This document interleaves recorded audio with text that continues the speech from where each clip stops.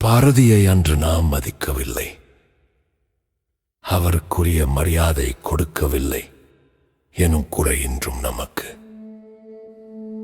பாரதியை ஒரு புகைப்படமாகவோ அல்லது ஒரு சிலையாகவோ நம்மால் ஏற்க இயலும். ஆனால் பாரதியின் அறிவின் தாக்கத்தை இன்றாவது நம்மால் ஏற்றுக்கொள்ள இயலுமா? சுத்த அறிவே சிவம் என்று கூறும் சுருதிகள் கேளீரோ? பல பித்த மதங்களிலே தடுமாறி பெருமை அழிவீரோ என்றார் பாரதி. மதங்களை தாண்டியது மனிதம் என்பது இன்றாவது நடைமுறையில் உள்ளதா? உங்களுக்கு தொழிலிங்கே அன்பு செய்தல் கண்டீர், பகைவனுக்கு அருள்வாய் நன்னெஞ்சே என்றார் பாரதி. இவற்றை இன்றாவது நாம் நடைமுறையில் செயல்படுத்த முடிகிறதா? மெல்ல பல தெய்வம் கூட்டி வளர்த்து வெறும் கதைகள் சேர்த்து பல கள்ள மதங்கள் பரப்புதற்கோர் மறை காட்டவும் வல்லீரோ என்றார் பாரதி.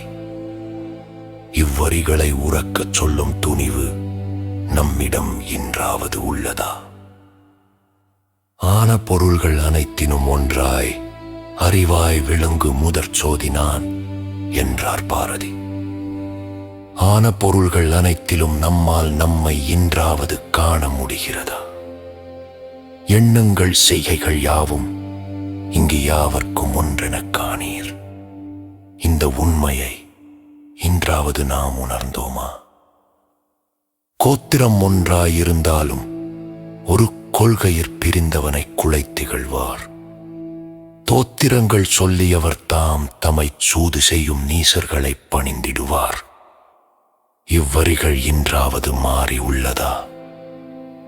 தன்னுயிர் போல தனக்களி வெண்ணும் பிறனுயிர் தன்னையும் கணித்தல், மண்ணுயிரெல்லாம் கடவுளின் வடிவம், கடவுளின் மக்களெந்துணர்தல் என்று காந்தியை பாரதி கண்ட கண்களால் நாம் இன்றாவது காந்தியை காண்கிறோமா என்றால், பாரதி இன்று இருந்தாலும் அவரை சமுதாயம் அன்று நடத்திய வண்ணமே இன்றும் நாம் நடத்தியிருப்போம் என்னும் உண்மையை